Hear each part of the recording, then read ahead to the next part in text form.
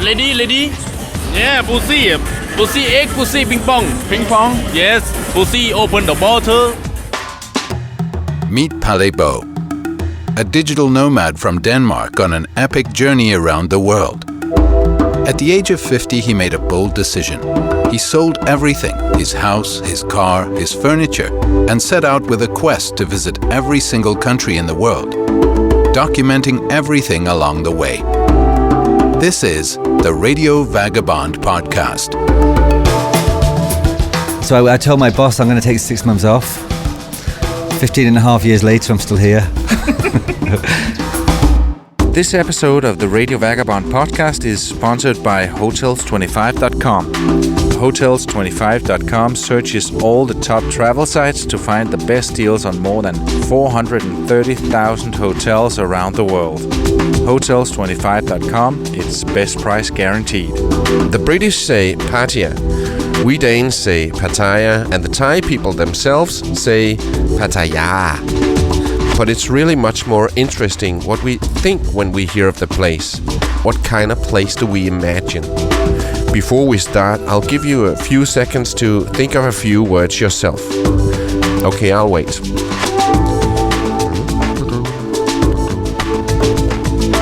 I don't know about you, but some of the words that I think of when I hear of this place is crazy parties, sex industry, ping pong shows, ladyboys, old guys with very young Thai girls or boys. I've heard so much about this place, so I needed to see it with my own eyes. Was it all true or just my own prejudice? And is there more to Pattaya than just that? Welcome to Thailand, and this is the Radio Vagabond podcast. After checking into my hotel, I strolled down to the walking street. This is a street that runs along the beach with seafood restaurants, live music venues, beer bars, discotheques, sports bars, go-go bars, nightclubs, Thai massage places, and a boxing ring in a bar visible from the street. They do staged Thai boxing fights and other shows. I saw a guy doing a snake show. Walking Street and the area around is closed to vehicles between 6 p.m. and 2 a.m. During the day it's almost deserted, but when the sun goes down, it goes nuts there. I'm in the walking street here in Pattaya, and it is a crazy party street / red light district. At my right there's a place called Taboo. 5 girls with a sign that reads happy hour. They look extremely bored. Then there's a seafood restaurant, bar, and there's a live band inside. Another seafood restaurant. Across from that there's a club called The Bliss. Lady. No, not really. Yeah, pussy. Pussy egg, pussy ping pong. Ping pong? Yes, pussy open the bottle. Open the bottle? How is that possible? Yeah. Very good. I get stopped all the time on the street with people that want to drag me in to see some kind of ping pong show. Yeah, you heard them. And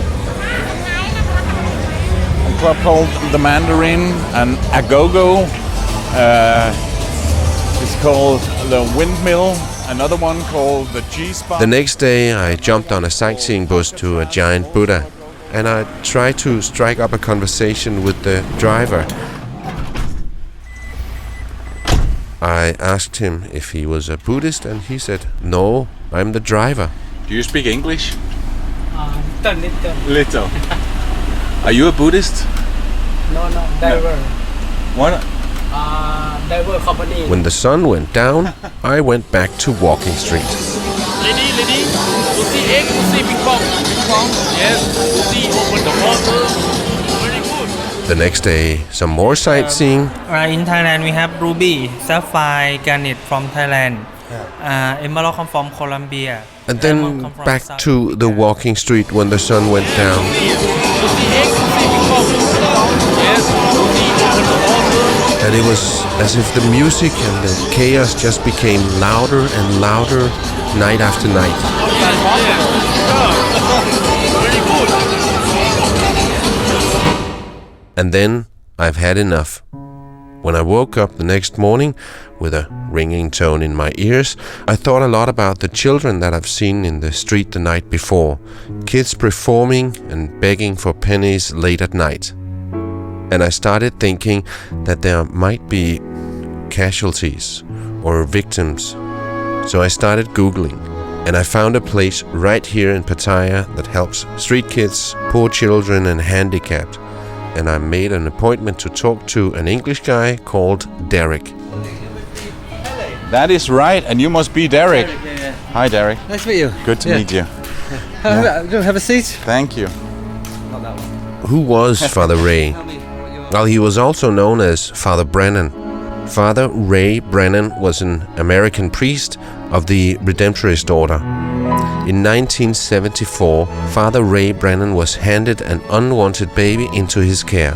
He started his work because someone left a baby on his doorstep. That one act of kindness would be the start of a life devoted to helping the underprivileged in the Thai society. He died in 2003, and since then the Father Ray Foundation has continued his work in his vision and continues to live up to its motto that we never turn a needy child away. Today we have a school for blind children, a children's home, a children's village, a drop-in centre for street kids, a daycare centre, a centre for children with special needs, a vocational school for people with disabilities. We have a job placement agency for people with disabilities. People come from all over the country seeking help. And every day we take care of around 850 underprivileged children and students with disabilities.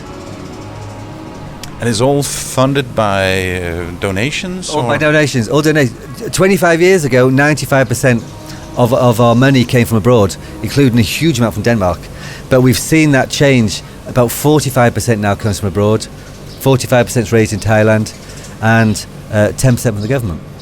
But we see there's a big Danish expat community here. There's big British, big Irish, and they all help us because they can come and see. Anyone can come and see here and see what we do and ask us many questions. You go to some charities and they might show you one room, two rooms, and don't ask too many questions. But we're very transparent here because we want people to support our children. So when you came here 15 and a half years ago, it wasn't this big? No. I used to spend my days in a baby room looking after little babies, and then in the afternoon go to the school for the blind. When Father Ray died 2003, people said to me, Derek, in 2-3 years at the most, you'll be back in London. All this place will be closed down. But since he died, we opened the Special Needs Centre, the Daycare Centre, Children's Village. We opened a school in Nong Khai. We've doubled the size of the vocational school here. We've got more blind children. We've got a drop-in centre where kids on the streets can just turn up. So we've doubled in size, and we keep growing. Derek Franklin is from the UK. He's been here almost 16 years, and prior to coming, he was a pediatric nurse in London. For him, it all started with a holiday to Thailand. I came to Thailand for a holiday, and when I got back, I was watching a television programme about why people come on holiday to Thailand. And there was a piece on it about this American priest who opened an orphanage. So I wrote him a letter, Father Ray Thailand, and it got to him. So he invited me to come and see him, and I did. And he said, next year, come back. So I told my boss I'm going to take 6 months off. 15 and a half years later, I'm still here. You still have your job? I don't think so. No, not anymore.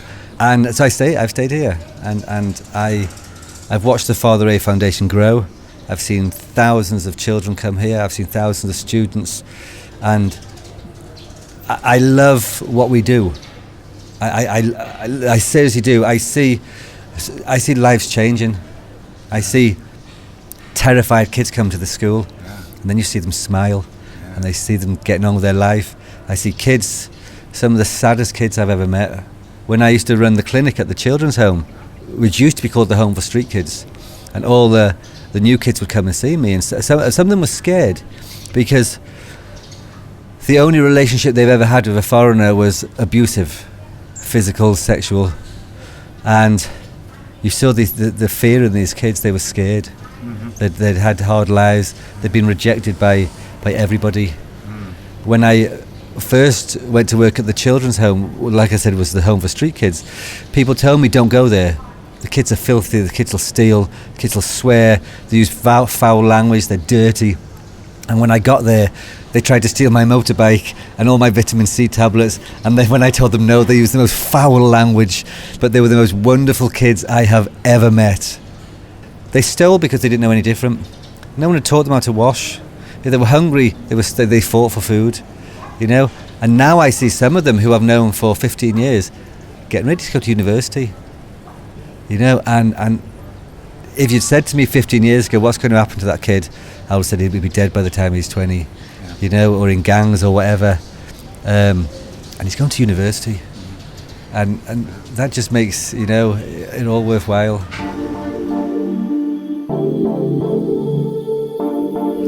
So just coming past now on their morning exercises are the toddlers from the Father A Daycare Centre. And some of these are the poorest kids in Pattaya. When they come here in the mornings, we give them breakfast because they won't have breakfast at home. We give them lunch. So dinner. they don't live here. They don't live here. These kids have parents or they live with grandparents or relatives. But most of them live in slum areas of Pattaya. Yeah. And we invite them to come in here every day and we look after them. Give them food, we give them... we even have a lady who squeezes orange juice every day for them. Squeezes several kilos of orange juice. How old are they? How old? 2 and 3 years, 2, 3, 4 years of age. There's a younger group who don't come out. They go running somewhere else. But they've said their morning prayers. They've said they've had breakfast. They've had they've done their yoga and their exercise, and now they go for a run around the place. And they are just the most wonderful children. Yeah, they are. You could meet, seriously. And you see their parents, some of them, you know, and their parents are poor. The parents need a good meal. They're all wearing the same clothes. They're all wearing the same clothes. Uniforms are very important in Thailand. Everybody has a uniform. You know, at the moment we're all wearing black because the king passed away, unfortunately. But everyone, we have uniforms on special days. Teachers have uniforms. School kids have to have a uniform.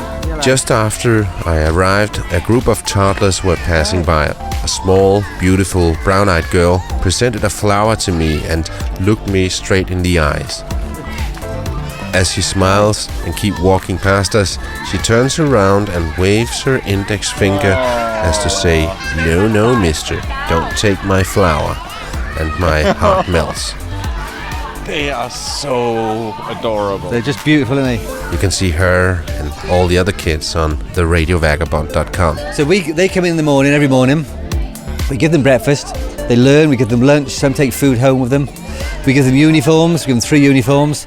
And this is the only project we have here, of all the projects we do, where we charge people. And we charge them 20 baht a day. In krona, I don't know how much that is. It's around 4 krona or 50 cents a day. That is not much. It's not much. But with the 20 baht, it doesn't cover anything. What we do is we put that 20 baht in a bank account. So when they leave us to go to kindergarten, the family have enough money to buy the uniforms. So the parents that pay the 2 baht a day 20 baht. 20 baht. 20 baht. Do they know that they're getting the money back later? Yes, they do, but they still have to pay it. Yeah. They still have to pay it. Yeah. And we say, and we charge it because we want the family to take responsibility. You go out and work, we'll look after your kid, we'll look after the child. You go out and work, and if parents have a place for the children, if there's a school, a daycare centre, they're more likely to stay in the same area.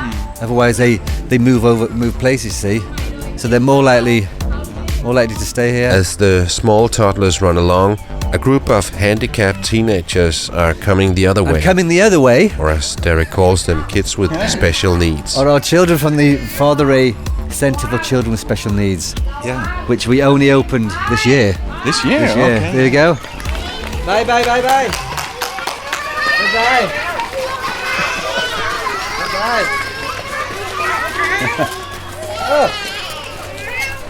Bye-bye. Bye-bye. Wait.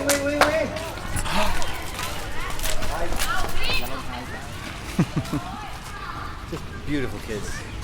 Many years ago, somebody brought a little boy in and said, "I need some help." It was a mother. She didn't know what was wrong with her kid. All the doctor had told her was, "Your kid won't do anything." She didn't really know what happened. So we looked after this kid. We took more in got about 150 now. And earlier this year, we opened a brand new centre for children with special needs, the Father Ray Centre for Children with Special Needs. 150. But we have kids from the age of 1 up to 20. Some of our teenagers, they do vocational training, so they go and work in places. Because at the end of the day, I get up in the morning and I go to work. You get up and you have a purpose. Yeah. These kids need to do something. Yeah. And if they don't, what's the point? Yeah, exactly. They have to get up in the morning, they have to do something. And I once heard, I was watching an episode of Celebrity Apprentice, and one of his contestants wants some money for a centre for children with special needs, and he said, if we don't do anything for these kids, we're just throwing them away. And it's so true, because they are the most amazing kids. Most amazing kids, they just need some help. As they're right in front of us, they make funny faces and throw some cool hand signs at us. Some of them on crutches and not walking very easily, but that doesn't stop them from trying to start running. So they're on their way on morning walk now, which they do. And then they'll go into class and learn. Yeah. And everyone has a different ability.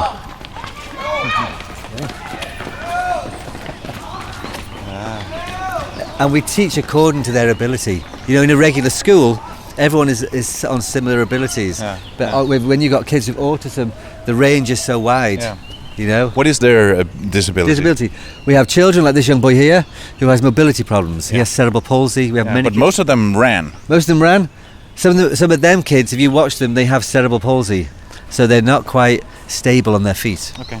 Some of them also have autism, Down syndromes, and a lot just have learning disabilities. A lot of the teenagers have been to regular school, but they can't cope. No. So they get kicked out. Yeah. So they sit at home doing nothing. So without this place, where would they be? Sitting at home doing nothing. Yeah. There was an Englishman came to see me not long ago and told me that his girlfriend had 3 children. 2 girls, they went to school, and a 20-year-old son. And 10 years ago, the son was in a traffic accident, and the doctor said, your son's mental, he will never do anything. And it's not Thai culture to ask the doctor, what do you mean? So this boy, for 10 years... He's the authority. Yeah, he's the authority. You don't question the doctor. The doctor said he won't do anything, so he didn't.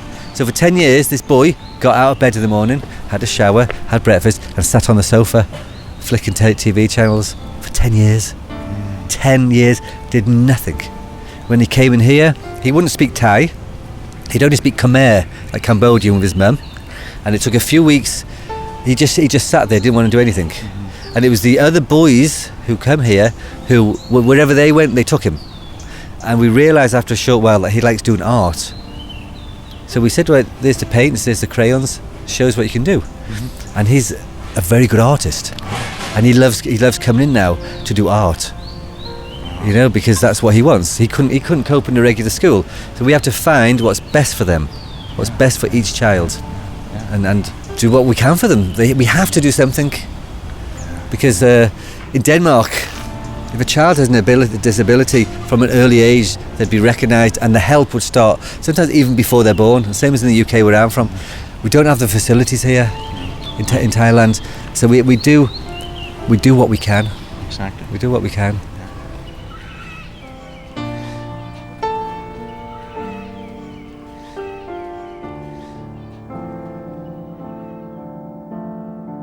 Derek tells me that parents of a disabled child here in Thailand don't always send them to school because they want to protect them. If you have a disabled child, you're not going to say, well, I'm going to send it to school and it's going to be away from me 9 hours a day. And what if people make fun of the child? That's my baby, you know? You want to protect the child. So, and if you think you think your child doesn't have the ability to go to school, you're not going to send them to school. In early November, we had a new term. We had 60 new students. And when I come down to the school on the first day, you can tell the new students, first of all, they cannot look me in the eye. First time away from home, they've lost that security. And they've been told all their life, you can't do anything. You can't go to school, you're in a wheelchair.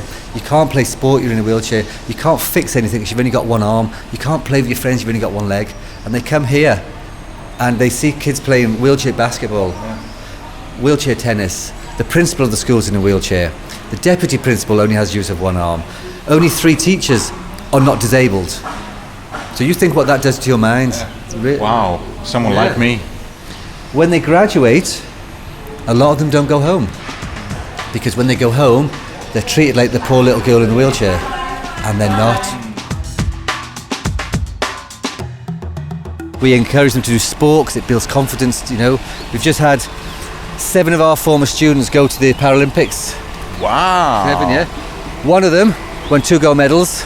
No. To go with the gold medals he won in London in 2012. Wow. Yeah. I try to limit these podcasts to a maximum of 30 minutes, but in this case I have so much more to share from this place. So there's going to be another episode here from Pattaya, and in a few seconds I'll share a few clips from that one. But first, let me say thanks again to the sponsor of this episode, hotels25.com. It's a website that searches all the major hotel searching sites and finds the best deals around the world. That saves you both time and money. Hotels25.com, best price guaranteed. In next week's episode on the Radio Vagabond podcast. And I named these 2 boys the naughtiest boys in the world. All they knew how to do was fight and steal. Eric tells me some fantastic stories about kids that totally got their lives changed here. The saddest thing for me, though, and I still get shivers thinking about it, was we had to ask the fathers to leave because the longer he stayed, the more upset the kids got. I can't imagine how he felt walking away, listening to his 3 sons, crying, screaming. We're also talking about religion. I think there are too many places where... You want a bowl of rice? Say Jesus loves you. And I get to meet one of the volunteers, the 23-year-old Daniel. And then I decided, instead of being home, partying with my friends and do the normal things, I will do a difference again. That's why I came back. All this and much more in the next episode of the Radio Vagabond podcast. If you like this podcast, please subscribe in iTunes or the podcast app on your smartphone. You can see pictures, watch videos, and read much more on the radiovagabond.com. Pale can be reached for interviews and public speaking gigs on mail at theradiovagabond.com. And by the way, please write a review in iTunes. That would mean the world to me. My name is Pale Bo. Thanks for listening.